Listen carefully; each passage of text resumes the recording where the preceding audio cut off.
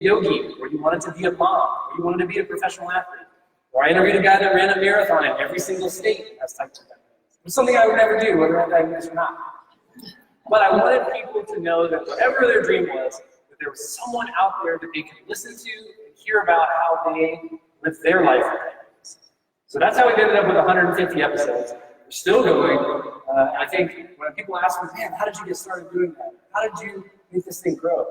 Mostly I'm just stubborn and I'm willing to quit. So I think that's my best advice to you as a caretaker of someone with diabetes or someone with diabetes, just be stubborn.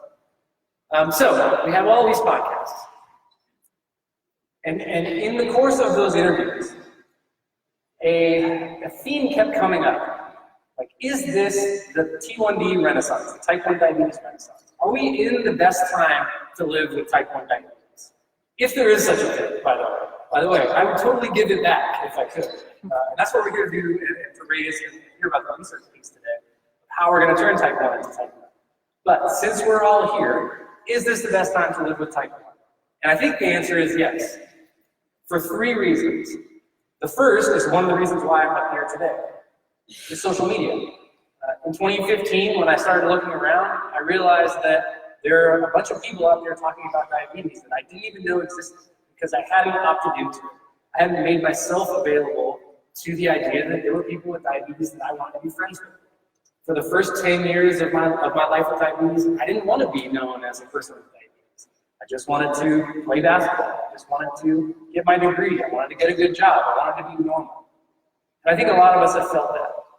But where it turned for me, and where I came up with this sort of you're diagnosed twice type mentality. Once when the doctor tells you, and once when you accept that your life with diabetes is not always a bad thing. You accept that this is who you are, part of who I am, and I want to share it. So I got on social media, and I'm able to connect with people. And now, over the course of the last few years, over 30,000 people are connected to me or one of my platforms. And it's introduced me to some of my great friends over all across the world. Last year, I went on a very similar event like this in Switzerland. And I got to meet somebody who had been on my podcast, who was from Sweden. And they knew who I was. And it was so foreign to me, being over in a place that I'd never been, that I knew nothing about. Someone was there that knew what I was going through, knew who I was. So, opting into that community was something that I had to choose to do. And I'd encourage you guys, if some of you are out there like, well, I don't really get social media, I'll teach you how to do it later. But the main thing is being able to raise your hand and say, hey, I am going to accept that I'm part of this community. What you can find is that there's a lot of other people out there that are just like you going through the same things. And now, I get to be part of advocacy. I know specifically here in the state of Minnesota, there's a lot of advocacy going around about the cost of insulin, especially here in this state. I get to be a part of the voices that are crying out for reform and are helping other people. And that's all I ever wanted to do, is to be in the conversation where I had the opportunity to help one person. But technology also gives us a different type of advocacy, a different type of connection. Because 15 years ago, there were really no advanced cell phone technologies, and so I didn't have a way to connect with them. It used to be if you lived in Alaska and there were no other type 1 diabetic people around you, you couldn't know someone with type 1 diabetes. There would be no one to say, hey, I'm having this issue. Someone other than your doctor, someone other than your parents. And now, because of technology, and we never leave home without our phones, right? When was the last time you went somewhere without your phone? Did you break out in a sweat? I would. I can't use a map anymore. I'm way out of practice. Because people are tracking our data and we're able to link up with other people, we can connect with people with diabetes. There are entire communities that couldn't exist years ago, where people are sharing knowledge, sharing tips, sharing technology updates. And those are happening because of the increases in technology on the cell phone. But also, who remembers 2 years ago when CGM was featured in an Apple ad? I got to watch an Apple Keynote, which even before I had diabetes was one of my favorite things. And I got to see somebody like me in that video talking about the technology that was connected to their body, integrated with this consumer product. Those are becoming more popular. The data from CGM is being uploaded to the cloud and measured and studied. Those things are super important. And they're causing breakthrough research to happen. In the blink of an eye, those things that we always used to dream about. What's crazy is, when I was diagnosed, all the things that they told me I should be looking for closed-loop systems, artificial pancreas, continuous glucose monitoring. Those things are happening. They're happening right now. It's a very exciting time. And also on research. A few months ago, I was in Denver, and I got to go to a place called the Barbara Davis Center, which is this incredible diabetes research facility. And the work that they're doing there, because of the money raised by JDRF, the research that they're doing there, I got to go into this lab, and I was super underqualified for this, by the way. Science is way beyond me. But I could look at a microscope, I know how to do that. It's pretty hard for me to mess up. So I looked at this microscope of these beta cells that they had created from stem cells that produced insulin. So they checked off a huge milestone in this research. They have created stem cells that produce insulin. In a lab, these exist. I got to see them with my own eyes. The next step is obviously how do we get those into patients, and how do we continue to work on prevention? But huge steps are being taken because of the money raised by JDRF, because of the advocacy of these. And then they're also working on prevention. And research studies that are funded by JDRF are testing entire populations of children, pediatrics, for the genetic markers for type 1 diabetes. And in one particular study, 15,000 people were tested, 15,000 kids were tested for the markers. 15 of them came up with the markers, and in those 15, 12 cases of diabetic ketoacidosis, DKA, were prevented on diagnosis. So we were able to introduce people to a life with diabetes without the traumatic hospital experience that most of us have gone. And those are huge steps, and those are being powered by the research and funding of JDRF. I can't leave you here today without telling you some stories about some of the friends that I've met from across the world. This is my friend Jeremy Robertson. I brag about him a lot, so if you guys follow him, his Instagram handle is up there in the top right. Whenever he gets a bunch of followers, he knows that I'm speaking about him. Because his story is that powerful. I'll preface this with, I did not know Jeremy at all. He emailed me cold because I asked people on my podcast, if you feel like you have a story to tell, I'd love to tell it. He emailed me from Australia. And over the course of our conversation, I learned a few things about him. His entire life, Jeremy wanted to be a pilot. His family grew up next to an airfield. He and his father went to an air show when he was very young. He said, this is what I want to do. I want to be a pilot. So he not only had a dream, but he decided to live it out. So he graduated high school, went straight into flight school, graduated top of his class, worked for Qantas Airlines, which is like the American Airlines of Australia. It's the biggest airline, and was the youngest pilot ever in the history of the company to lead the route from Sydney to the United States, Los Angeles. That was his route. Well, one day he lands in LA, and he doesn't feel well. He's tired, he's urinating, he feels he's lost some weight. Sounds familiar? He goes to the doctor. They said, hey, you need to go back to Australia right now, but you cannot fly. Fly the plane yourself. You have to fly.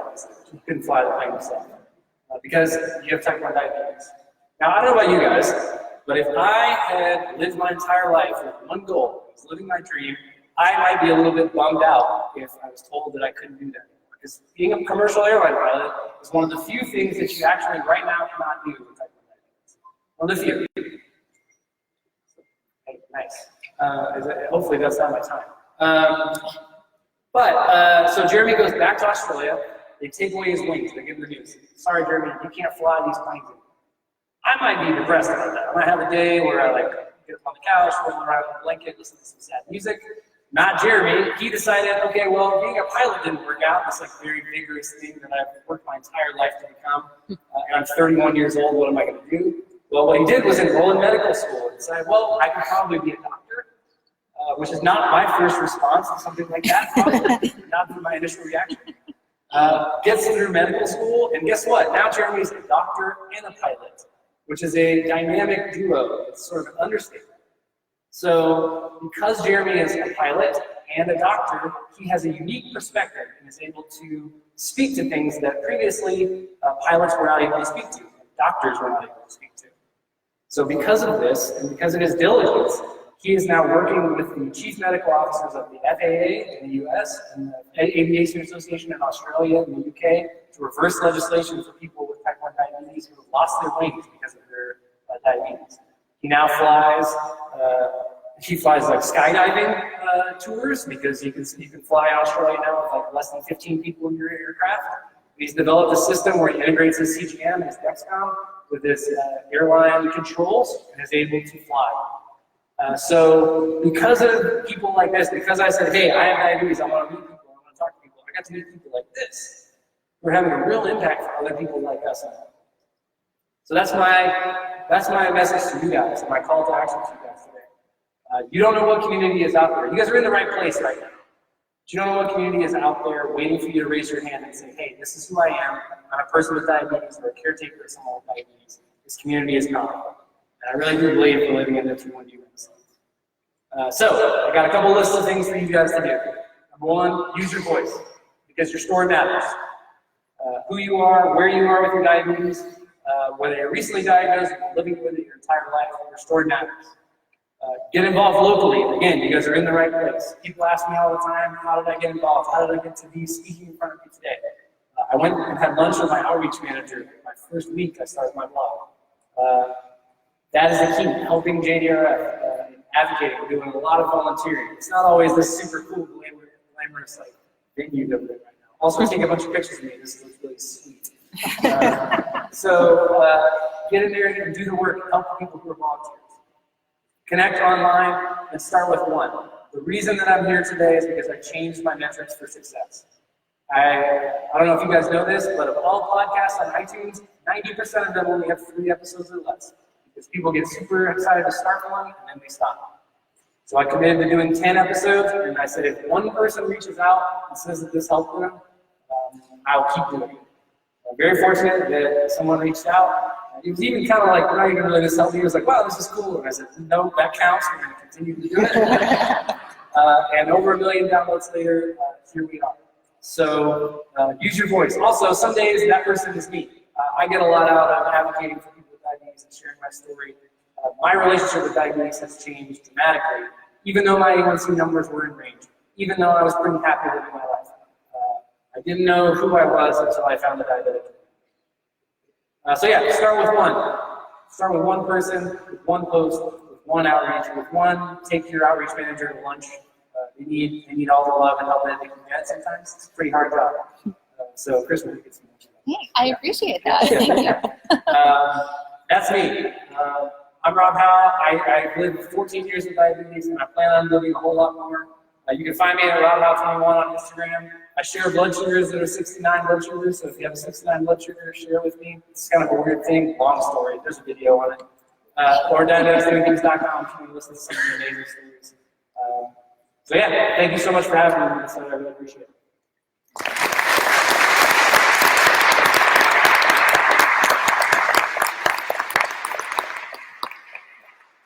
Oh yeah, any questions? Cool. We got a couple minutes. Rob, you're incredibly efficient with your presentation. So I want to just give impromptu Kristen, I'm throwing a curveball here. But does anybody have a couple quick questions they'd like to ask Rob?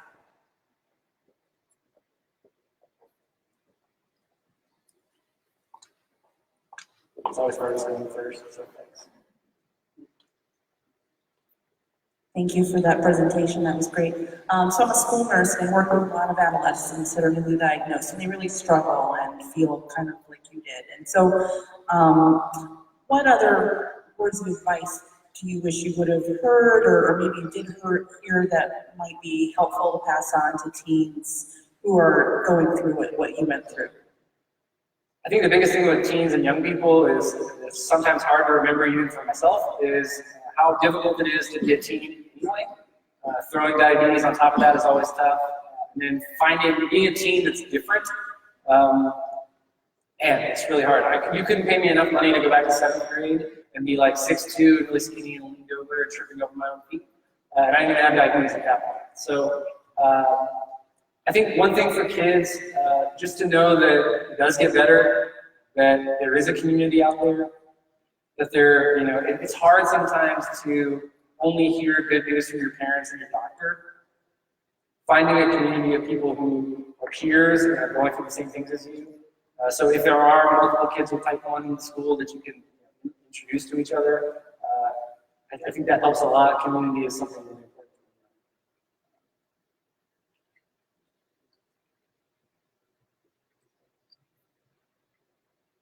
This is less a question, but more sharing my personal thoughts. The idea of starting with one was what really helped me accept that I had diabetes. I started with one. I just followed the JDRF, and then I started following a few people, just more people. You take baby steps, and you say, okay, I have diabetes. I am no longer in denial. And because of that, I'm very involved. I have a lot of diabetic friends. I connect with people all over the world, and I'm not just saying, my life's over. Thank you very much. Yeah, I think, hey, give him a round of applause for that.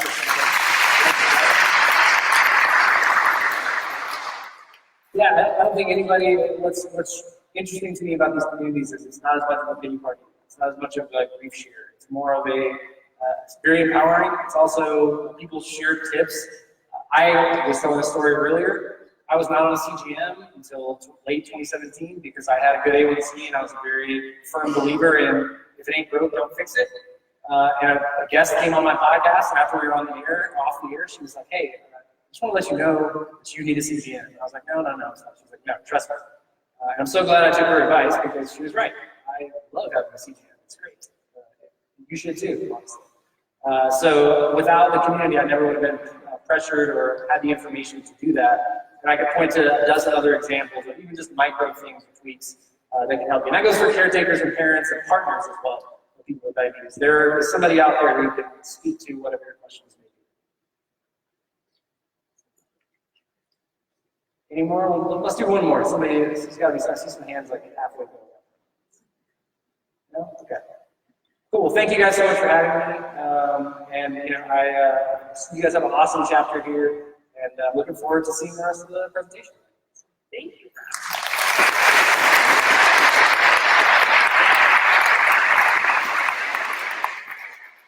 That was fantastic, and JDRF is incredibly fortunate to have partners like you, Rob, so thank you. Now it is my honor to introduce Dr. Sanjoy Dutta. He is one of many scientists here at JDRF and comes with a great breadth and depth of knowledge as it relates to JDRF research. And I've had an opportunity to hear him a few times today, and I can assure you, you are going to thoroughly enjoy the next portion of the evening. So Dr. Dutta oversees all our research programs that treat type 1 diabetes, as I mentioned. He's also responsible for international partnerships with world-leading government and non-government foundation and commercial organization. He is joining us here from New York, which is where he lives and works. And he's going to share some of our latest research advancements, current priorities, and kind of future programs. To give you maybe a precursor heads up, he is going to cover various topic areas, and we'll pause to allow for questions before he kind of moves on to the next subject area, so you don't have to try to remember that burning question from 20 minutes ago. So we will keep the floating mics going, and he will call for questions when there's kind of a natural break in that. So have your questions ready. So thank you so much for being here. Please join me in welcoming Dr. Sanjoy Dutta.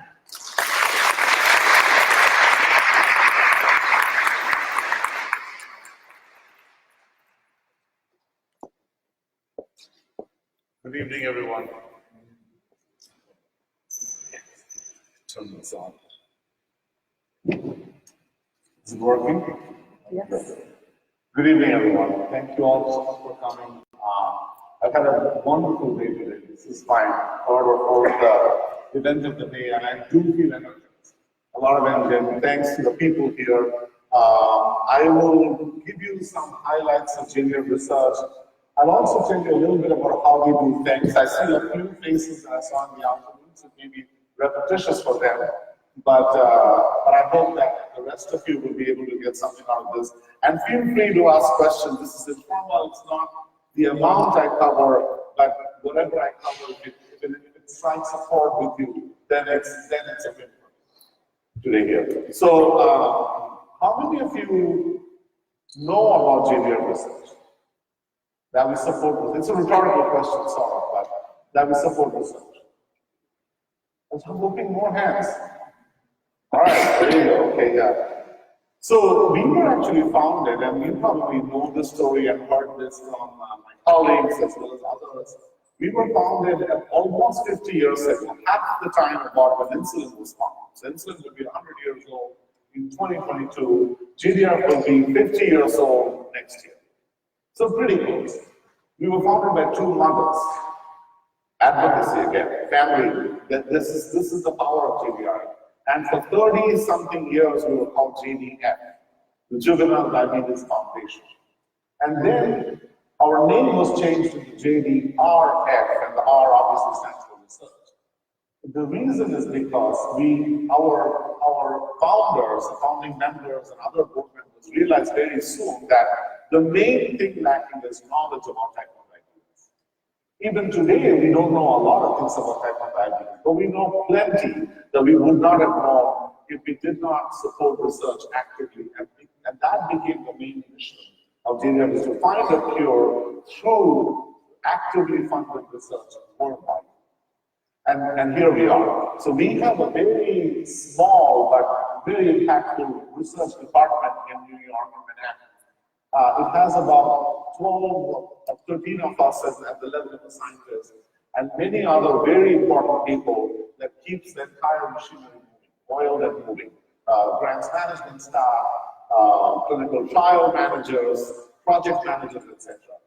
This very small but effective team is what actually delegates the $100+ million research money. So half of what is presented to you goes towards research every year, anywhere in the world. The best research is funded. We work with academic centers, many around here. We work with universities. We work with companies, a couple of them being here. You name it. So we will leave no stone unturned to get to our goal and mission. And thank you all for supporting us do that. If you did not support doing what we do, we would not be able to do anything. So thank you all for that. I'll give you two more things before I start giving you research examples. I want to mention a couple of things. I'd remiss if I did. And this is important for you. And my colleague touched upon it in her introductory talk a little bit. Remember the power of the voice. Of course we need money. Of course we need resources to do what we are doing. And some of us may be able to provide the funding, the financial support. Some of us will not be able to, depending on our own lifestyle, and stage of life we are in. But the buck doesn't stop there. Your voice has much more power than money can buy. Always remember that JDRF has been founded on the principles of grassroots advocacy. It was those two mothers with two boys, one each, in single-digit age, I think 5 or 6 or 7 years old at the time, but at type 1 diabetes, they were knocking door to door. They baked cookies to attract people to come and listen to them. They went from senator to senator to senator, congressman to congressman to congressman, and they founded JDF in the living room of one of the mothers in Philadelphia. That's where we were founded. That's where we were affiliated in Pennsylvania. Now, we obviously are way beyond that stage. Where advocacy is making an impact is, you know someone somewhere, a college roommate from many years ago, a neighbor from somewhere you live. Knock at their doors, give them a call, send an email. They might be able to change health policy, coverage for something. That's how CGM coverage actually happened. In addition to the trial we funded. It was, and I will not be naming the person now, it was the head of one of the largest insurance companies that happened to be college roommates with one of our board members 30 years ago. And that company was not bending towards covering CGM. One phone call and that had changed. At the Capitol Hill every year, we go there advocating for special diabetes program money. It's $150 million of research money that goes only towards type 1 research. We don't get it. NIH gets it. We work with NIH to delegate the money to different areas of research that complements what we're doing. I will be down there at the end of this month for a 2-day meeting just to do that with the NIH folks. We also have a lot of advocacy efforts with FDA, with the regulators. So please remember that you have been very, very supportive. But you can be, if you haven't yet done that, please remember there's a lot you can do more above and beyond raising money, which of course is very important. Don't forget that for a minute. So it's also very important for that. So now I'm going to give you examples of what you have helped create in terms of a research program and research portfolio what do we have? So I'd like to speak about a little bit about the hope we have today. And it's a very hard act to follow. Rob, who presented before me, but I will do my best I can. What is the hope we have today? And then what is the promise we have for the future? And I'm going to do this a little bit by stating some facts to you, stating some surprising numbers to you, and see whether how many of you knew about this, but if you did, you will know about it after today evening. So one of the things that there are many, many surprising things that I would not have believed, even though I've been a researcher for a very long time, if you told this to me even 10 years ago. Number one, for example, how many people that are diagnosed today newly with type 1 diabetes are adults, 18 plus years of age? It's more than half the number of people. So 10 years ago, 15 years ago, we thought of this as a childhood onset disease. So research we have supported through screening programs have been able to identify about half the people that are diagnosed today are actually adults, not kids. Fact number two, that is a fact today, but 10 years ago is something that I would not have believed.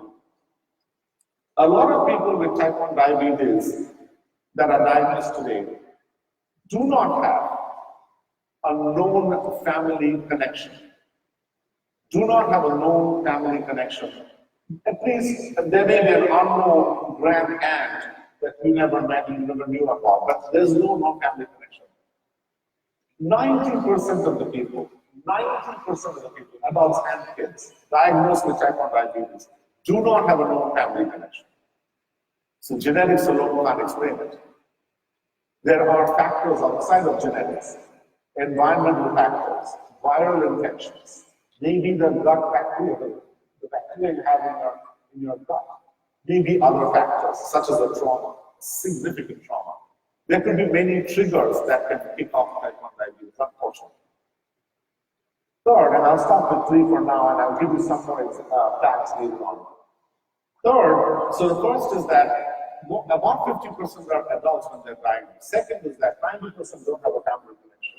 The third is probably a little obvious, and you probably knew about it. If you do have a family connection, if you do have a sibling, a parent, a first cousin, you do have a family connection, then yes, your risk of developing type 1 diabetes is 15 to 24 high. It's 15 to 24 high than the general population. So what are the 3 things, and this leads us into our screening and prevention program, and Rob mentioned about it, I'm glad he did. I'll give you some evidence around it. I don't have slides, but trust me, I know my numbers. So I'm going to give you some evidence around it. So 3 things I mentioned. More than 50% are adults when they're diagnosed, which I didn't know 10 years ago. More than 90%, or about 90% of them are, do not have a known family connection. So no genetic link that we know about. And if you do have a family connection, then your risk is many-fold more than not having. With these, it behooved us to at least look for these individuals. And that's the big TrialNet program that is funded by NIH with the money that JDRF has raised for them through the special diabetes program. And by JDRF, our own money, the money you guys have raised. So screening is very important. I was speaking with 2 parents before this talk here, with a newly diagnosed kid. Screening is very important, especially if you have it in your family. Especially if you have it in your family. Even if it's a second cousin. I would strongly, it is ultimately a family decision. End of the day. It is a family decision. It's not for me to decide. It's not for your clinician to decide. But we are here to provide the evidence of this and the reason why we think screening is so effective. By screening, you will know the risk you have. You will be better taking care of yourself in the period of pre-diabetes, in case you develop it. Most importantly, when diagnosed, and this is the point that Rob mentioned, when diagnosed, we have evidence in 2 big studies in Germany and 1 in Colorado, at the Barber Data Center that we mentioned just a few minutes ago, that has shown that due to screening, the number of people that got diabetic ketoacidosis, and nobody likes that. Nobody likes it. It's dangerous. At the least level, it's a horrible feeling. At the worst level, it can lead to death. With screening, the number of cases of DKA, diabetic ketoacidosis, is 0. It's down to almost no one getting it. So number one. Number two advantage is we found that if you were diagnosed without DKA, I mean, you can't stop the diagnosis, but if you're diagnosed without DKA, you have 15, 16, 17, 18 years later, you have much better glucose control as measured by hemoglobin A1C, terminology you're all too familiar with, than if you were diagnosed with DKA. 1 to 1.5% difference. We can't explain it. We can't explain it. So screening, even though we don't have a preventive therapy today, and we're working on it, we're working on a vaccination, we're working on probiotic pills that can affect your gut bacterial colony and skew it towards a favorable colony from a type 1 colony. And we're working on other potential ways of preventing the disease from happening altogether that includes some special dietary interventions, etc., etc. But it'll be a while before we have a preventive therapy. But I am very sure we will have at least a preventive therapy, but we will probably need a few types of preventive therapies because type 1 diabetes is a very complicated and complex disease. I'll get to that in 1 second. But even though we don't have a preventive disease, and I would urge you all, if you're not in a screening program, to go sit down with your loved ones, whoever they are, and discuss it at least, and then go consult with your clinician, with your endocrinologist. And if you need information, go to our website. We have all the information that will help you make that decision. So, any question on prevention? Prevention is also, by the way, something that the governments, if we can prove it, will adopt very easily because there's a huge economic upside to it. Preventing a disease is economically much, much better than treating or curing a disease. And you will agree with this, with any disease for that matter, even a viral flu. Any questions on the JDRF prevention program? Yes, sir. Yes, you talked about having siblings or family members screen. So how often or? Very good question. When is a good time to do that? Because I remember the screen, but that was That was it. 15 years ago.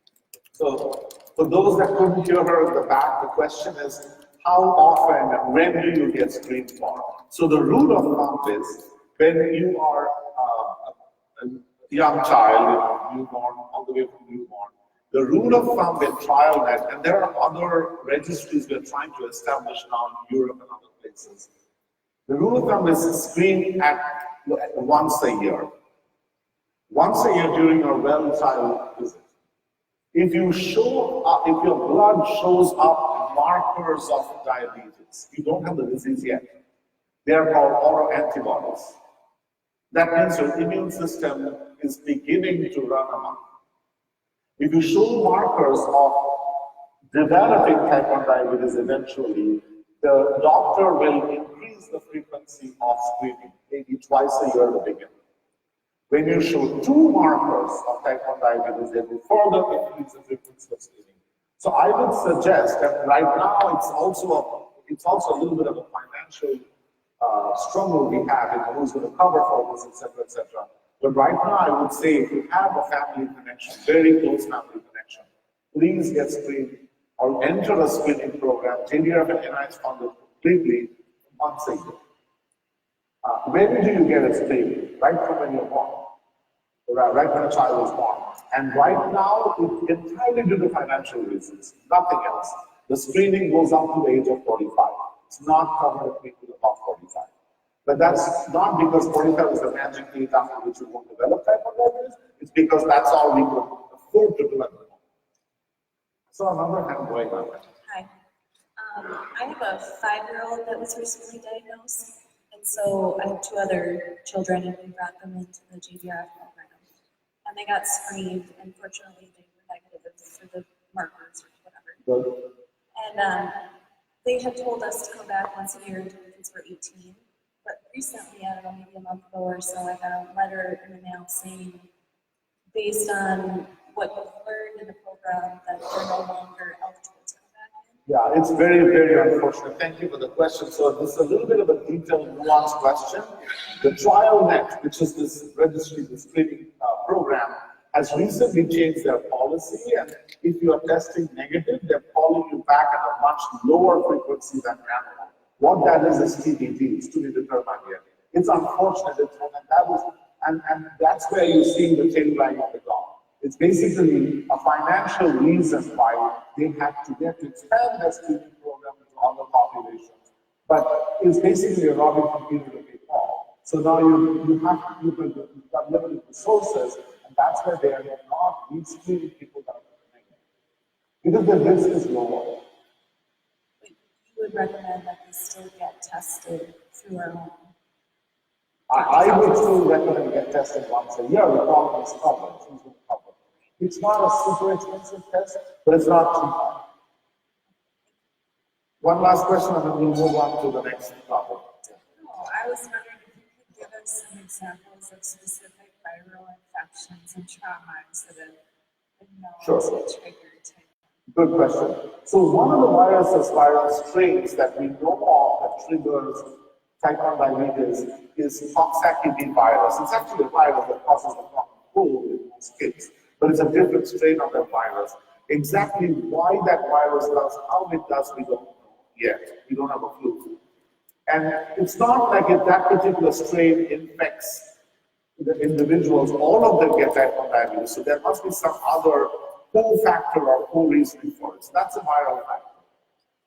What we know about trauma, and we have less data on trauma, is that some really, really precipitous event, not slow period of trauma, but one precipitous event, such as a very major car accident, such as the unexpected death of a loved one. Now, that happens to most of us in life anyway. But do we all get type 1 diabetes? No. But they have been very well associated in what we call case studies with the onset of type 1 diabetes. Again, we don't know the reasons why. And then the third area example is when we study the bacterial colonies, and we all, by the way, host bacterial DNA, bacteria in our intestine and in our gut, that actually much more than human DNA that we have, 10 to 24 more. If you look at the bacterial colony in people with type 1 diabetes and a few other autoimmune diseases, that's a very different bacterial composition compared to a person without diabetes. It's not a matter of good bacteria or bad bacteria, it's just different pool of bacteria. And so what we are trying to now do is to generate, we have some clinical trials ongoing to generate a pill that will be like a probiotic. We do have probiotic pills in the stores now that you can get, but not for type 1 diabetes yet. That you can just take a pill that will then shift your bacterial colony from the undesirable one to the desirable one, because those bacteria are required for our day-to-day functioning, believe it or not, for the metabolic control, for our immune system, for many things. And we may have time later for questions. So let me move on to something I'm sure everyone is very interested in as well, is cures. What are we doing in the area of trying to find a cure? Our mission in JDRF, our mission has always been cures. To find a cure. Have you noticed that I'm using it in plural sense? Cures and non-cures. The reason for that is, again, years of research that we have supported and others have supported have taught us so many things about type 1 diabetes that I would not have even vaguely guessed 10, 15, 20 years ago. It is a very complex disease, and no two people with type 1 diabetes are the same, even siblings, even twins. The cause of triggers may be different, the way diabetes presents itself will be different. This is normalizing for gender, age, race, lifestyle, food habit. This is normalizing for all the other usual suspect variables. Even then, no two people with type 1 diabetes are the same. Therefore, when we have a cure, it is not going to be for everyone. We will have to have multiple forms of cures. I don't know how many, 5, 6, 8, 10, I don't know. But a single cure will not be good for everyone. There won't be a panacea, let me put it this way. But that's okay, that's okay.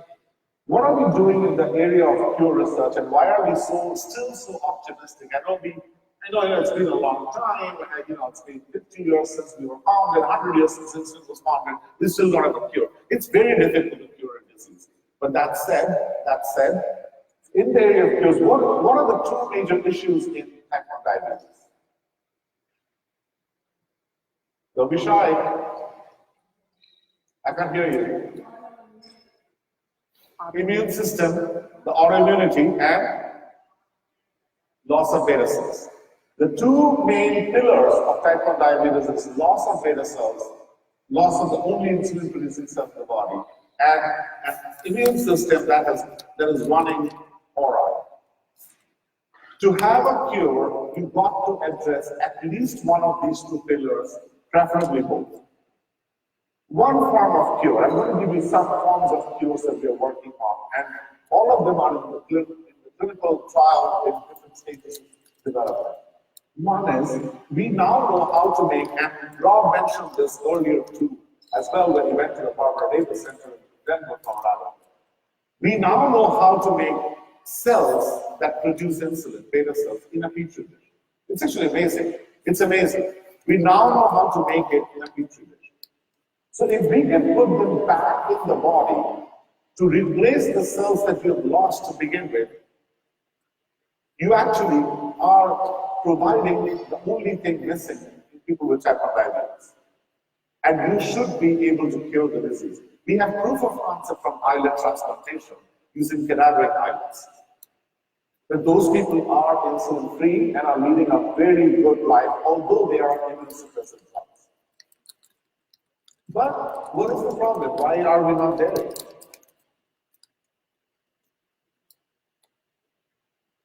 Any guess?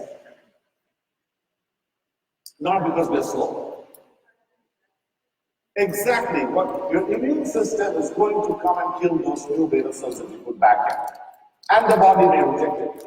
So what we're trying to do is to put these beta cells back in the body, but provide a protective covering around it, almost like a space shuttle, which protects the individual going to the space. That's called encapsulation.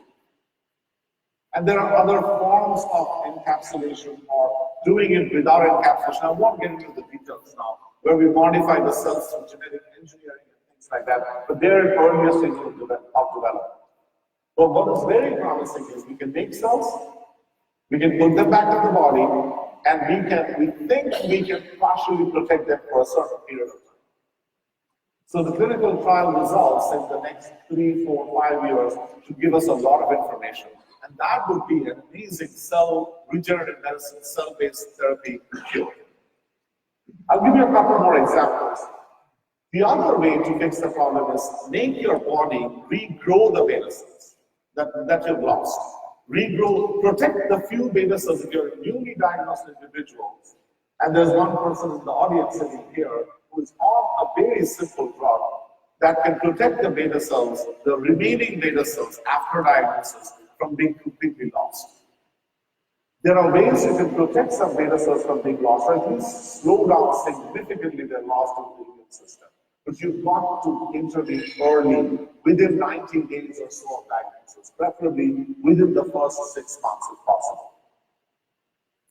But we also know, not in human studies yet, the others are in human studies, by the way. 4 or 5 human studies going on in trying to see how we can have the beta cells be happy and healthy in a newly diagnosed individual. But what we're also trying to do, and we have animal data, not in human studies yet, but hopefully so, is regrow the beta cells inside the body.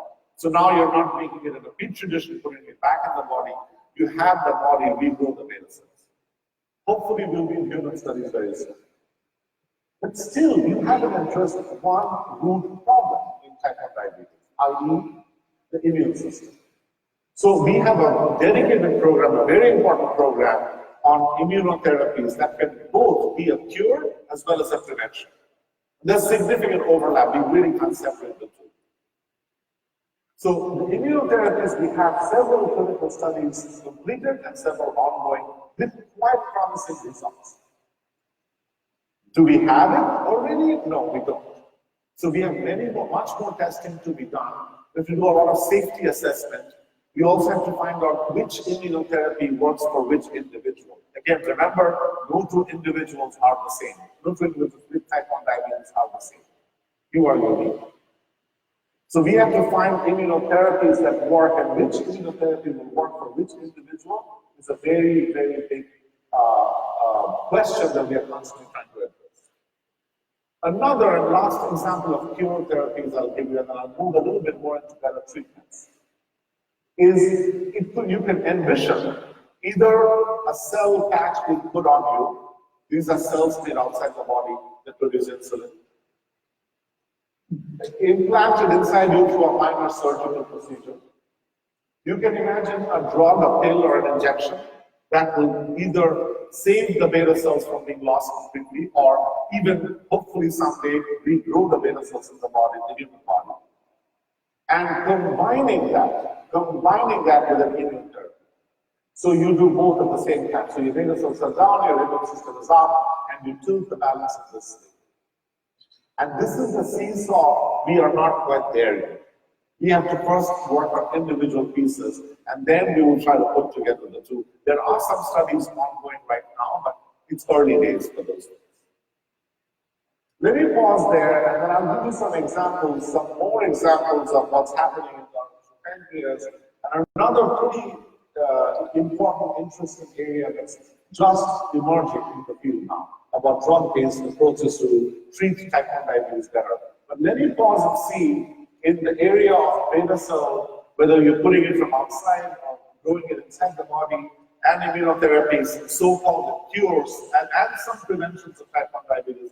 If you have any questions on what I mentioned so far.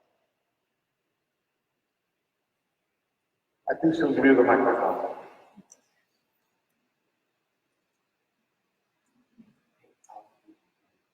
Is the research being done on being able to regrow beta cells in people with established diabetes? Is that being done on people who have been fairly recently diagnosed, or is that also something that they're thinking that may be able to happen with people who are 10, 20 years old? A very good question. So, did everyone follow? So obviously, to try to have a therapy to save the beta cells from dying can only be done on newly diagnosed people that have some beta cells left, not in people that have lost all their beta cells. But her question is, where we're trying to regrow the beta cells, is it being done only in the newly diagnosed again, or can it also be done, or is it being done in people that have had T1D for 10, 20 years? The short answer is it's in animal studies still. It's not in human studies. The beta cell regenerative therapies are not in human. The beta cell survival therapies, where you're trying to save the cells, are in human studies, 5 of them. And someone in the audience here is enrolled in one of those studies and has completed the study now with some good results. And he's on that drug still. But what you're talking about is still in the animal models. When we get into humans, it's a very good question. When we get into human clinical studies, probably initially we will be doing it in people with some beta cells remaining, i.e. the recently diagnosed. Because that is a phase of intervention where we can change the course of the disease. Later on, we will definitely go into people with established type 1 diabetes. It will be a little bit of a harder challenge to do with them. Because now you're starting really at 0 level there. And before you can detect it, you have to really go a lot of them to really detect the change. But the jury is still out, and we can, within a world of unlimited resources, we could do both. We could be doing both. But we need the evidence to build on it, and as well as balance the resources. There, a little over a week ago, on May 4th, I attended the Jocelyn Diabetes celebration of medalists. Of what? Medalists. Oh, medalists, yeah. Being a type 1, 50 years, I've been 54, and I felt young there because the average age was 70. And they recognize type 1s that have been type 1, 75 and 80 years. One thing related to your discussion is what I learned there from Dr. King. George King, yeah. Said that 30 to 40% of the metals have osteopenia. Right. And he also said 100% of the metals have insulin producing cells. Insulin producing cells. Right. Yeah, exactly. And he said the problem is what you addressed is the immune system. And he said that even the C peptide levels can come and go, basically. They're positive and then it's not an immune reaction. So that's one thing that even old timers like me, knowing that it's in there, that hopefully with autoimmune therapy can be lead to a cure. Awesome. Right. So thank you for bringing it up. I talked about it this afternoon. I skipped that bit and I was going to mention something else there. So the program is referring to is entirely funded and started by JDRF. Now the NIH and other funders have picked it up as well, fortunately for us. It's called the Medalist Program. Originally, it started actually as a social program than anything else. The history is important. If you were born before the 50s, 1950s or so, type 1 diabetes was almost like a death sentence, especially if you were a woman. Don't get pregnant, don't get married, don't have kids, and even for men. Therefore, if you lived for 50 years with type 1 diabetes, they wanted to celebrate. Fortunately, today, that's not the case. We have hundreds and thousands of people with up to 90 years of type 1 diabetes. The oldest population is 93 or 94. So they have averted, they have changed the landscape of type 1 diabetes for the better. So again, going back to Rob's, one of his lessons is it the right time to be living with humanity? I would add that to it too. So these people so it was a celebration to begin with. And then it ended up becoming like a philanthropic thing where George King, the investigator he's mentioned, he's the lead investigator there. He said, what can we learn from them? How they are living with type 1 diabetes. They must have done something right. Or they were born with a blessed pair of genes. What have they done? What can we learn from them that we can then translate to others that unfortunately are not in that situation? And why were we attracted to this population? Not just because they lived long.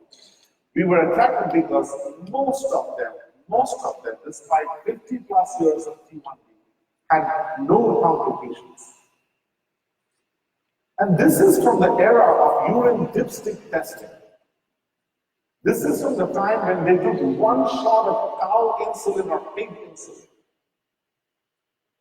They didn't have glucose monitoring, they didn't have internet, they didn't have blood glucose measurement until 1961. How come they made it? So that's what led to the study. And what has been found is a subset of these people, smaller, do retain some insulin production in their body. How? We don't understand. How they were able, their immune system was obviously active, which is why they lost 70-80% of their beta cells. But somehow after that, it became like this, it didn't nosedive forward. And they still maintain 20-30% of their beta cell population, as measured by a small marker called CFET.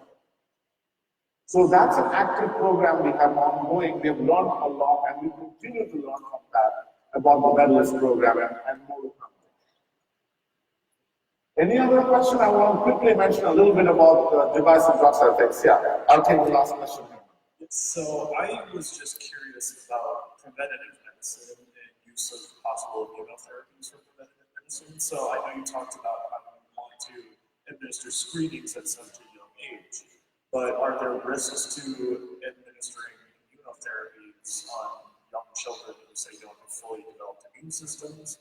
Have there been risks found in animal models with developing other co-occurring disorders? Excellent question, excellent question. The reason the field of immunotherapies hasn't progressed, and it is progress, don't get me wrong, has not progressed as much as we would have liked it to progress is exactly that reason. Is because immunotherapies, most of them do come with a lot of safety requirements. I'm not saying they're unsafe. And what the investigators, the researchers, and the FDA and us, we continuously do is to assess the benefit to the risk profile of any, we do that with any therapy, but with immunotherapies, with the amount of unknowns and some inherent risks, sometimes the benefits are not outweighing the risks.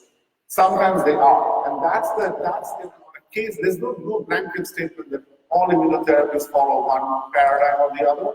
On a case-by-case basis, what is the immunotherapy you're talking about? What age are you intervening? In a 2-year-old, in an 8-year-old, in a 15-year-old, in a 25-year-old, or older?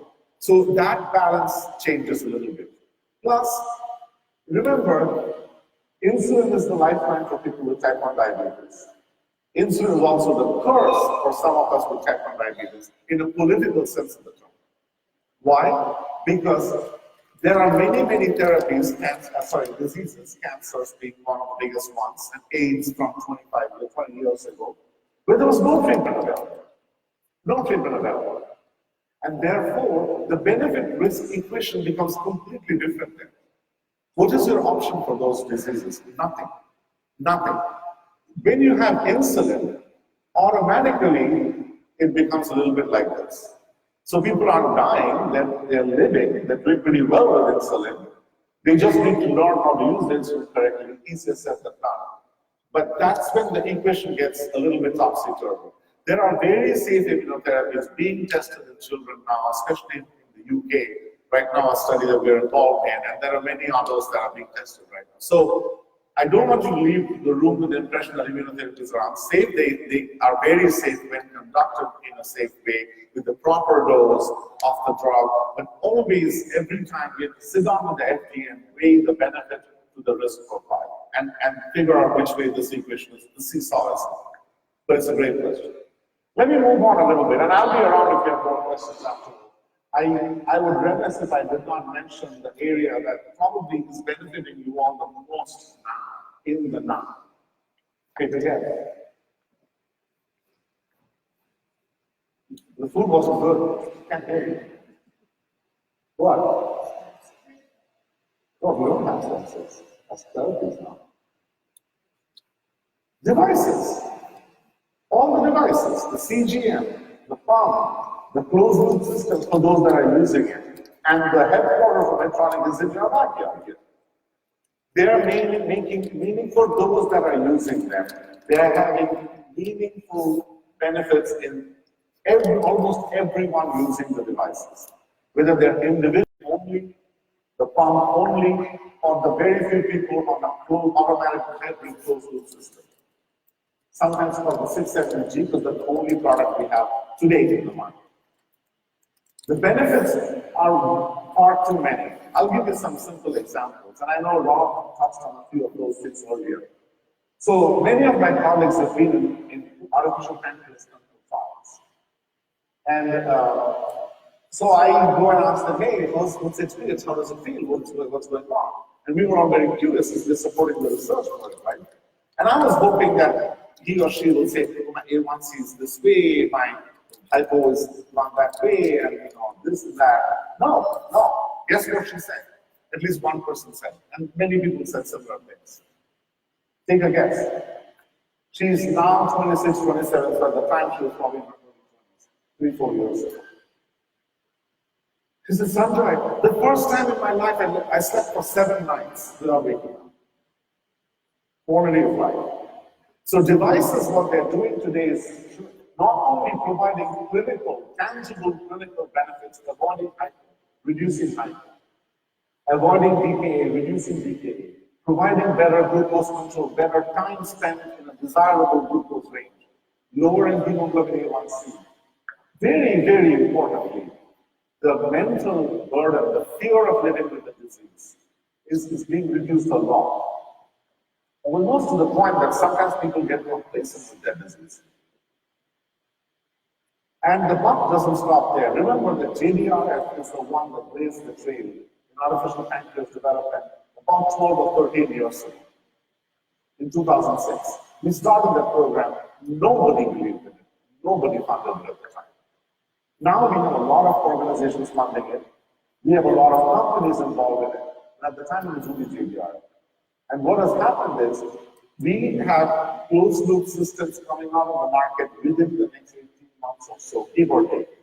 At least 2 or 3 of them that are going to be revolutionizing the field.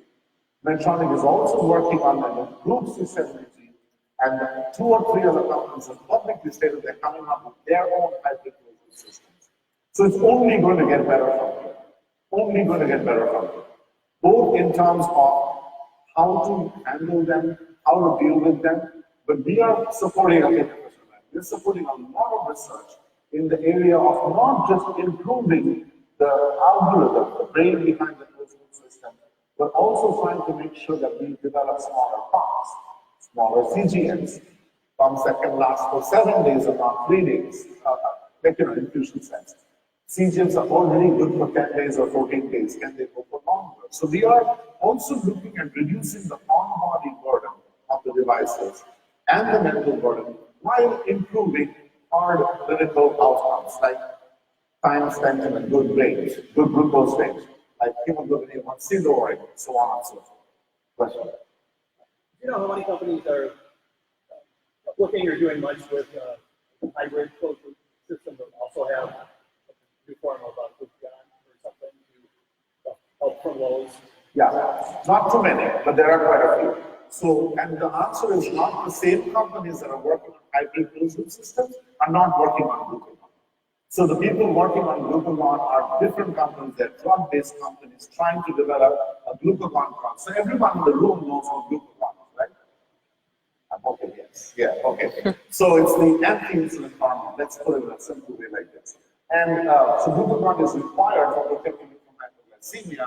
Unfortunately, in a person with type 1 diabetes, amongst the many things that are going wrong, no insulin is also a very bad glucagon response. You do have glucagon or bad response. So we are supporting, and others are supporting the development of soluble glucagon. It doesn't exist today. Soluble glucagon that can be then injected or put in a pump. And the hybrid closed loop system would now have 2 drugs, not 1. Would have insulin and glucagon in it.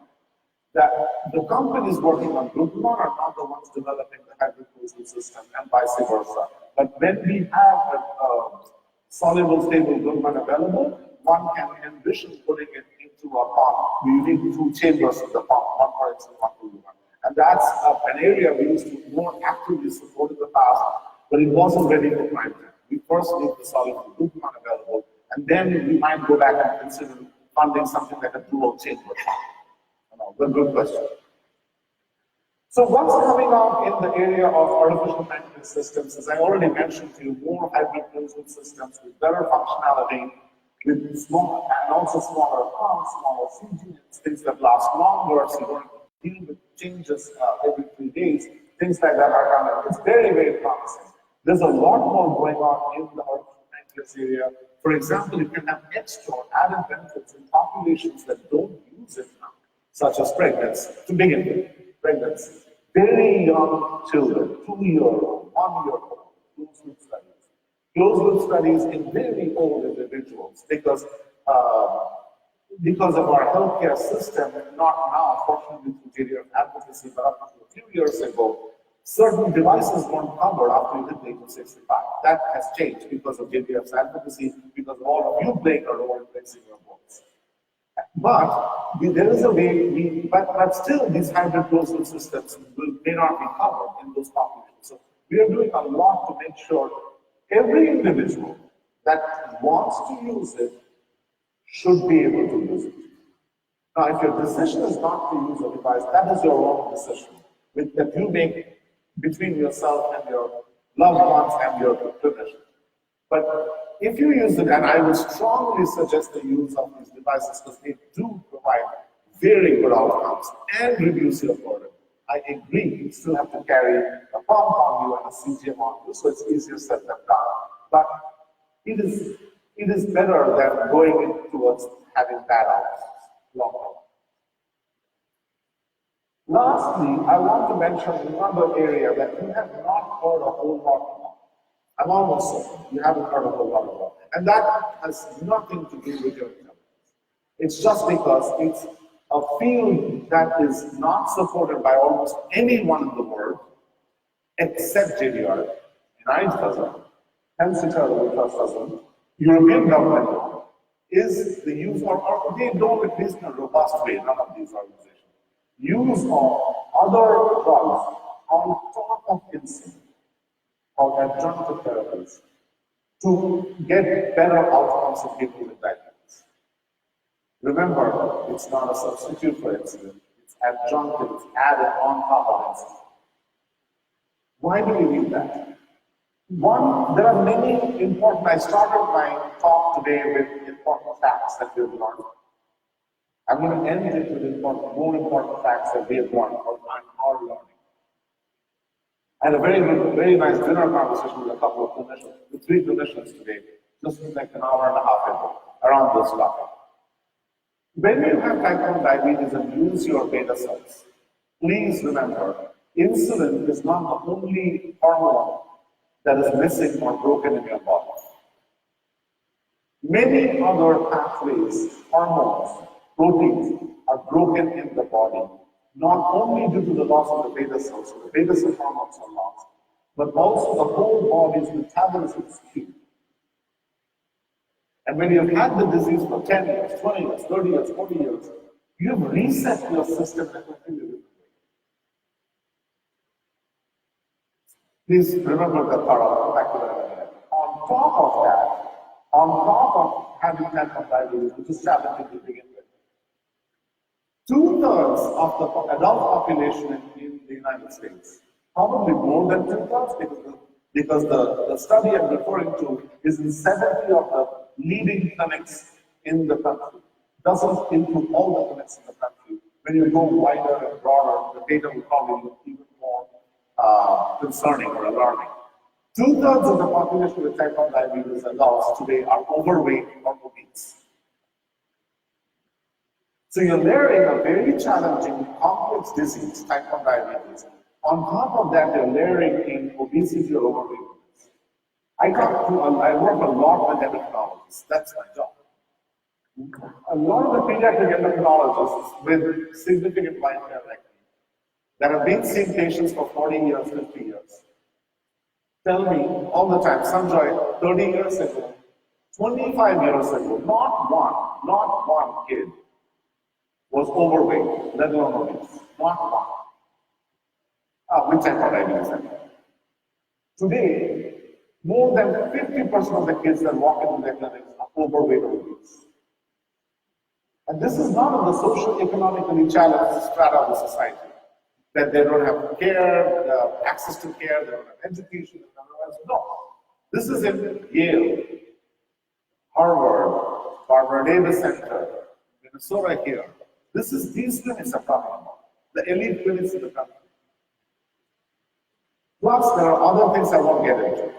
Oftentimes, adding, complementing, supporting insulin with another therapy that is also missing or gone awry in the body provides significant benefit. It reduces your insulin needs. It improves your body weight. It reduces the roller coaster through the day, up and down, so glycemic stability. It reduces A1C, of course. It increases the time you spend in a desirable range of the glucose, 70 to 140 or 180 milligrams per deciliter. And many of them, not all of them, also reduce hypoglycemia. What's there to think about it? So unfortunately, they're only in adults. And only one drug is approved in the United States, it's called Semlin, and another class of drugs are approved in Europe and Japan. But more to come, we are hoping more to come. JDRF is significantly supporting this area, and we believe we are the only funding organization that is actively supporting research in this area. Because we firmly believe that in the near term, not having to, until we wait for a cure or a preventive therapy to come for the next generation, there's plenty we can do to make people like you today live healthy, happy lives and avoid the long-term complications of blindness, cardiovascular disease, and loss of kidney function, etc., etc. These are called adjunctive therapies. There's a lot of information on our website, and if you have questions, please send an email to the chapter, and they will connect you with us or with some of us in New York, and we will try to answer your question. But I will leave you with two messages. One is, knowledge is power. Please go and talk to your doctors. Please talk about adjunctive therapies, talk about better insulins, talk about, I want to be enrolled in a clinical study, I want my son to be enrolled in a clinical study now. If that's your family's decision, which I strongly suggest you discuss, and I hope will be the decision. And there's plenty to learn, plus you get excellent clinical care when you are enrolled in a clinical trial. The second message I'll leave with you is, thank you for all your support, and I know you will continue to support JDRF. But do not ever forget that your voice goes a very long way. Your financial support is certainly important. The money you directly gave, the money you help raise, the walks you do, the rides you do, the emails, and everything. But remember that your voice has far-reaching consequences. So do not ever hesitate to speak up, pick up the phone, write an email, bang on some desks, knock on some doors, break a wall or something. Make a news flash somewhere. Especially if you're not satisfied with today's state of affairs. Whether that's a supervise, whether that's something else, it can be a myriad of things. Your voice matters, your voice counts, so please speak up. So I'll stop with that and see if there's any questions on the last topic or anything else.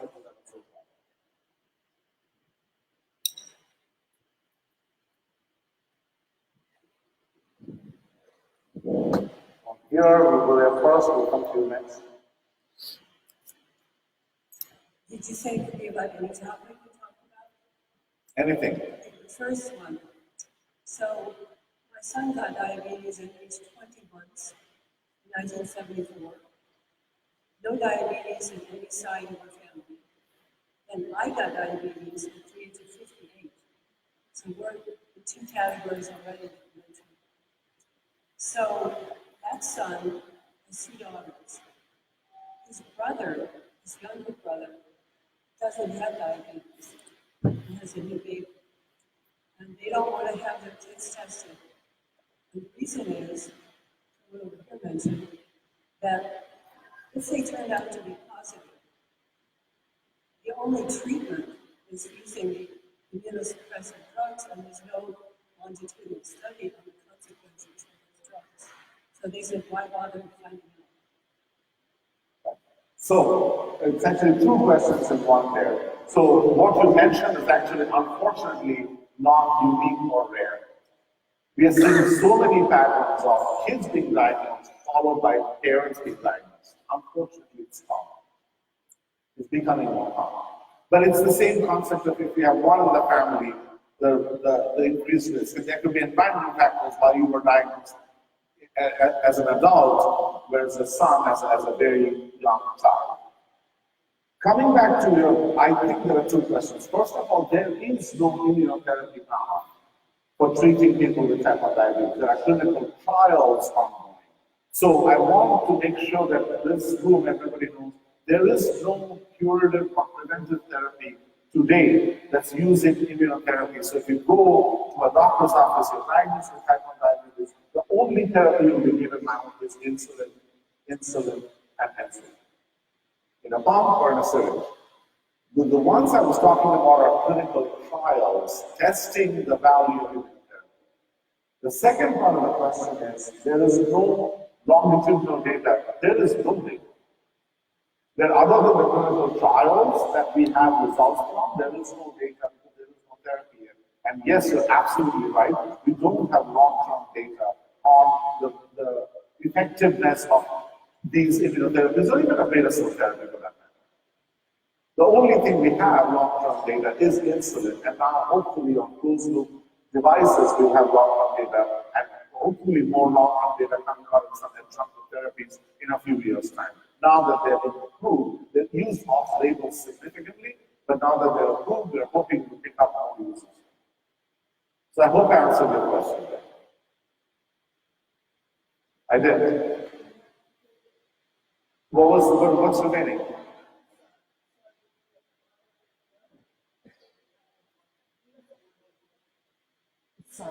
Yeah, I know, but what's the question in there? Sorry, I didn't get the question.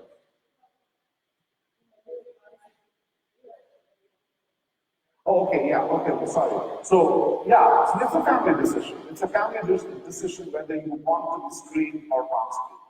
But if you are getting screened, you can manage the type 1 diabetes when it happens much better. For example, likelihood of you being diagnosed in the ER, diagnosed in the ER with diabetic ketoacidosis is practically zero, and long-term consequences of that is much better glucose control. True, we don't have a therapy right now. The other is screening also provides people to test these therapies in, which of course if they're safe to be tested, we won't be safe to test it in an unsafe therapy, but we don't have long-term data on it. That's very, very true. So, I was curious about your remark. You said that 2/3 of all type 1 diabetics are overweight. Is that correct? At least 2/3 of the population above 26 years of age are overweight or obese. And I say at least because this data is coming from 70 or so clinics in type 1 diabetes around the country, clinics with endocrinologists very engaged in research and also modern day medicine. So the data may be even more alarming if the United States doesn't have a registry, and some of our data comes from CDC. It's not like European countries, they have a healthcare registry. So I suspect if you go into all of the type 1 population in the United States, the data will look even more grim. That's my suspicion. But yes, I did say that.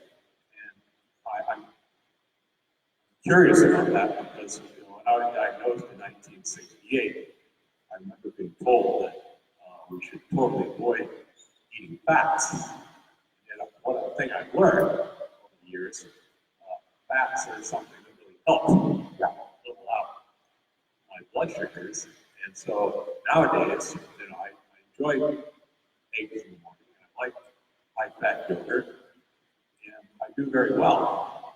And I know we live in a culture where there are high fructose sugars that are subsidized by our government to a much greater degree than healthy foods. So I just don't know if you might comment on something we might do to advocate getting farmers to produce healthier foods that won't end up with the crisis that we have with type 2 diabetes. Very good point and comment. That's about my favorite, to do what you're asking me to do. But what we could do instead is that you're absolutely right. So even, this is knowledge. Knowledge is power, I said. Even the clinicians, they didn't know how to deal with, they didn't know there was type 1 and type 2 diabetes. They didn't know how to deal with type 1 diabetes. Fortunately, they had insulin. They didn't know how to treat. They didn't know how to treat. Even today, the treatment is not personalized. You carb based on how much you ate, and you give yourself that level of insulin dose. Do you adjust that to your body? Does the clinician adjust it? Is it personalized in any way? No, it is not. It's what is called in medicine activity. But the trick here is each individual's diet should be customized to their body's needs and their lifestyle. You may be an avid swimmer. You may be a walker. You may not be any of those things, but you may have a very high intensity thinking job, which also stress and cost good for you. And you may have a different lifestyle there. And so for each, the diet will be different. The key is only carb counting doesn't solve it. Carbs are important, but only carb counting doesn't solve it. A good balanced diet with a good level of protein, some fat content is much more desirable than having certainly a low carb diet. And again, low carb diets are also not very good, especially for a person with type 1 diabetes. the so-called ketogenic. So be very, very careful and do consult with your clinician before you make a major change in your lifestyle, whether it be diet, the exercise, the type of exercise you're doing, aerobic versus anaerobic. One reduces glucose, one increases glucose levels after exercise. So there are many things that need to be, that there are big research supported by us and others. But there are many ways that we can really treat diabetes much better today with the knowledge we have. But sometimes we don't even use it. We don't even ask the questions we need to ask. So I encourage you to be a pain to your endocrinologist. And know more, you deserve to know more. It's almost criminal to not explore. In today's world of internet, abundant information there, and yes, we don't have solutions for everything, but at least knowing will help a lot.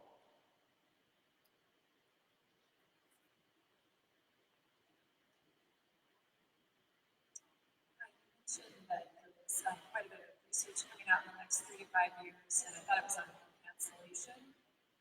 Is that towards a pivotal study for approval, or what stage are we at? Because so for those that couldn't hear her, I got most of what you said. There's a one or two that's creating some background noise here.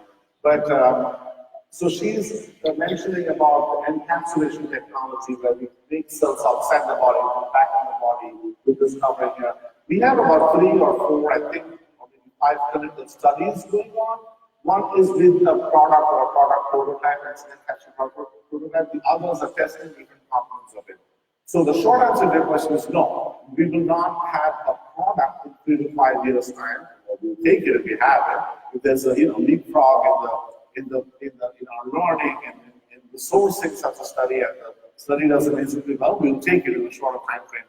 But I doubt if we will have a treatment, cell-based treatment available in 3 to 5 years' time. What we will have is a lot of clinical data from the ongoing clinical studies and more to come, and we're hoping to launch at least 2 or 3 more clinical studies very, very soon, as I'm speaking about it. And so we will learn a lot more, and we'll have a better idea about, it's not a question of whether cell therapy will work. Cell therapy will work. Transplantation proves it. The question is how can we safely and effectively, so this is another example to your question there. So immunotherapies has this bad blood around it about being safe. Cell therapy will also have a huge regulatory hurdle around safety. We have to unequivocally prove that the cells don't end up multiplying in the body. So here you have cured type 1 diabetes, but guess what? I gave you a tumor because the cells grew uncontrolled. So we will have a lot of animal testing done. We are having them done. In the clinical studies also, we're proceeding with caution. We're proceeding with a small number of people with very high degree of caution to know whether the cell therapy is safe and effective and how long it will last. So good question there. So bring the microphone to you. What is the longest living person who's done well with beta cell transplantation? You know, whether they're using anti-rejection drugs or whatever. I mean, I've read some stuff. There's some people, is anyone thriving? I'm supposed to know, but I'm not 100% sure. I'm going to use the word number 18 years. We'll use the number 18 years. So, because James Shapiro, who did the first transplantation, is the famous guy behind the Edmonton Protocol in Edmonton, Canada, has patients that are walking around insulin-free, a few of them, I think in the 18th year or 17th year. I'm supposed to know, but I don't remember. So I would say less than 2 decades, more than 1 decade. But there are quite a few out there, insulin independent for 5, 7, 8 years. Quite a few more. Hopefully they will continue that way. But they are on immunosuppressive therapies, which are not the best thing in the world. Maybe you were alluding to some of those. But those are what we call the hammer approach. That's not what we're doing in type 1 diabetes. Those are the hammer approach where you completely abrogate the immune system so it doesn't reject the transplanted pancreas or islets in there. What we are trying to do in immunotherapy is a very selective approach of very low dose of one particular immune cell or immune type of the body. It's not the hammer approach there. That would definitely be answer.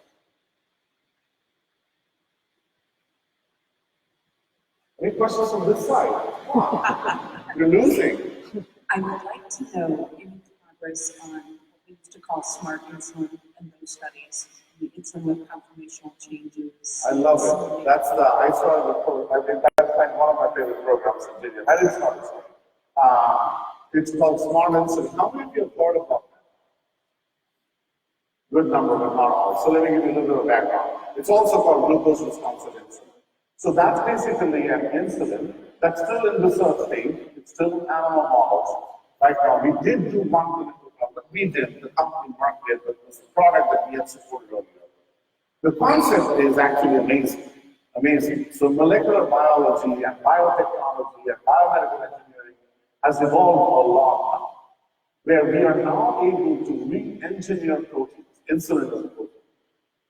And how does the insulin in the body work? It works automatically in a person without diabetes.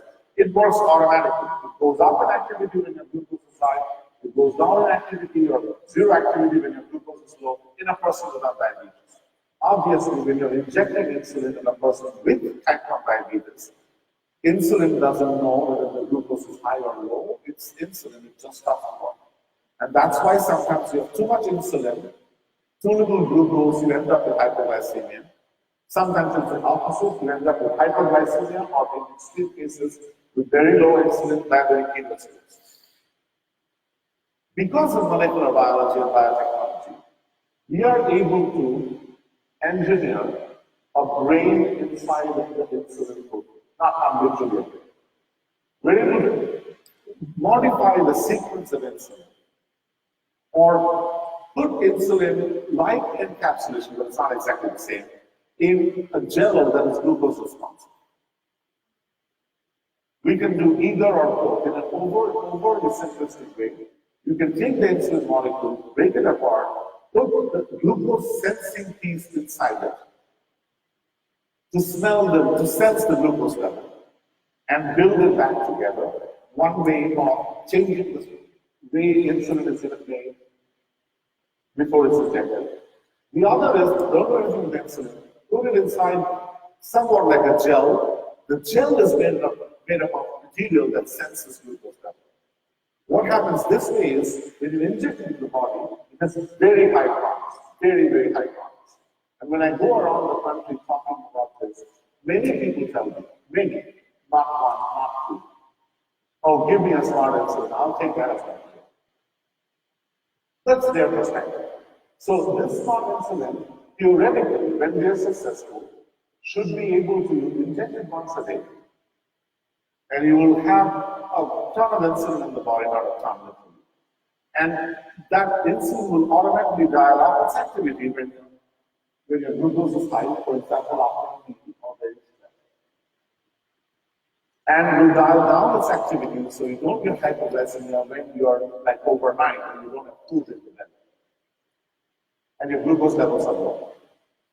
How amazing would that be? It would provide you very good outcomes, almost no hypoglycemia. Very, very controlled glucose levels, so good time and range, no hypoglycemia. Near normal glucose levels. You don't have to monitor glucose levels, finger prick or CGM. You don't have to be on a pump. Hopefully, you don't have to do many shots a day. One shot a day will cover it, but maybe initially 2 shots a day. Who would take it?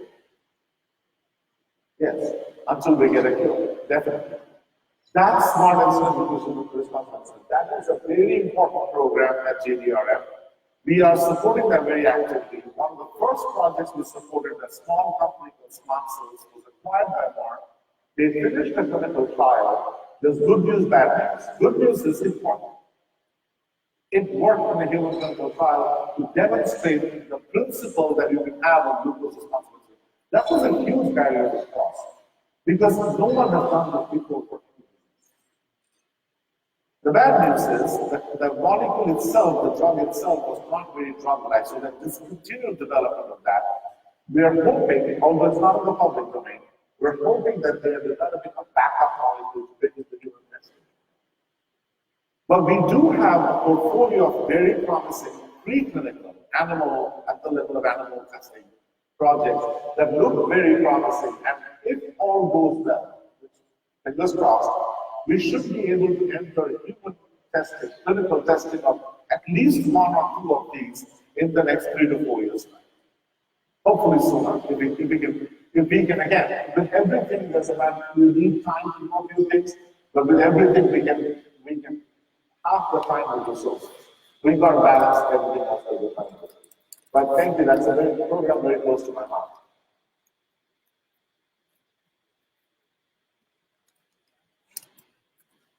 You're saving this happened to you.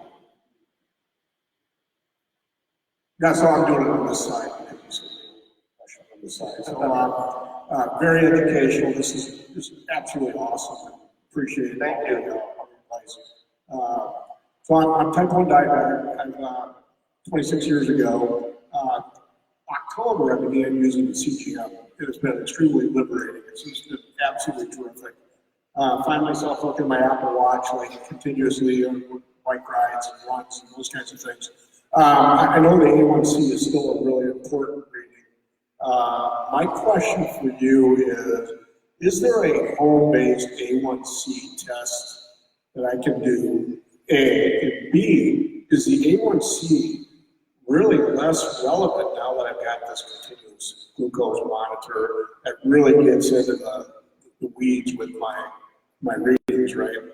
Great question. Second one especially. First one wasn't that. But anyway, second one especially. The first one is there a home-based A1C testing machine? I know there are many A1C testing kits that can be done by an individual. I am not very up to speed on what's available, what's approved, what's reliable, and all that. So I will have to get back to you on that, or this should be available in kind of information. I'm just not up to speed on that. The second question is really important. JDRF has had huge contributions with you, along with others, along with other investigators, other funding organizations, the FDA and all that. His question was, now that he has a CGM, is A1C even the number that you should be worried about? Two things I'll tell you and I'll tell everyone else in the room here. Very, very important. A1C is a very important number. It is the most validated number. It's called a surrogate.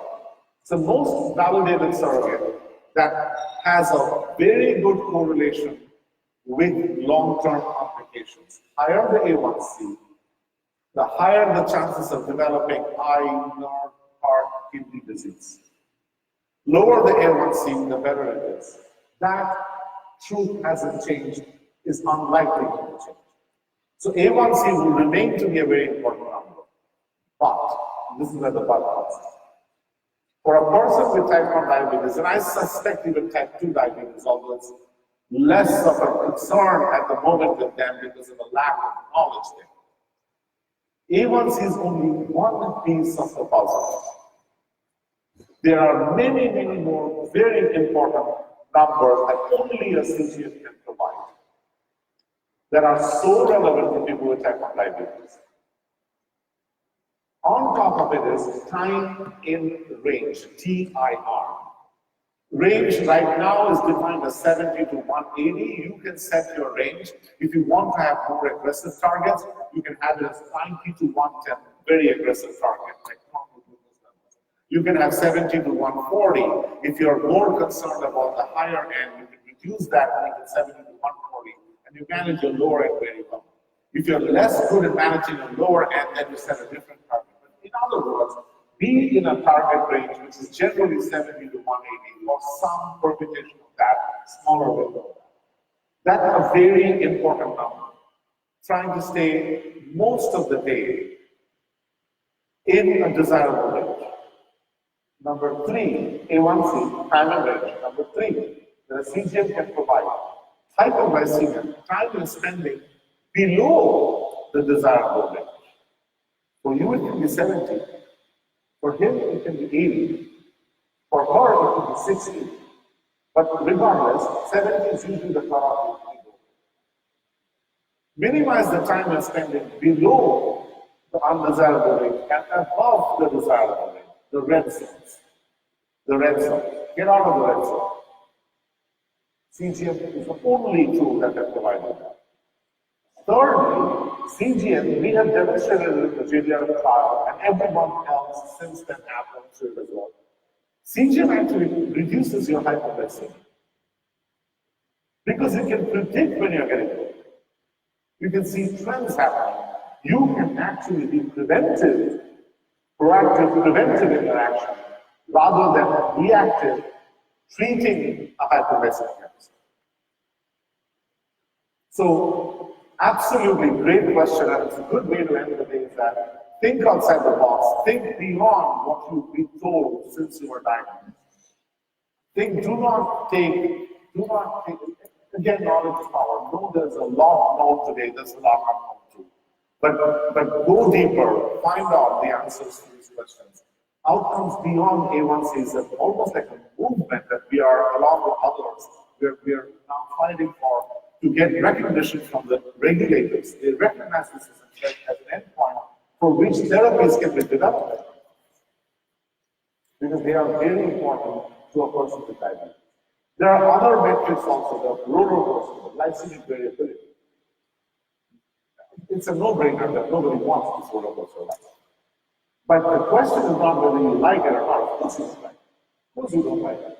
The question is, what does it cause in the long term? That's something we're trying to research right now. The roller coaster alone, what does it cost in the long term? Potentially nerve damage, potentially cardiovascular disease, maybe other things. But the jury is still out. We're trying to gather the evidence around it.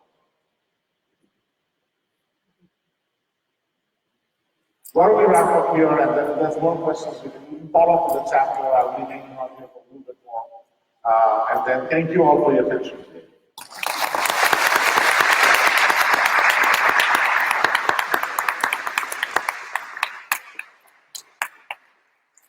So I did promise that he would be pretty amazing, and I think he definitely delivered. Am I right?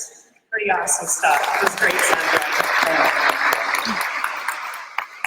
I know Minnesota is known for being very nice, but he is quite correct. He's been here less than 24 hours, and this was his fourth presentation today. So we haven't been the kindest, as Minnesota is maybe known for, but we definitely appreciate the time that you've given to our community and sharing such great knowledge and insights.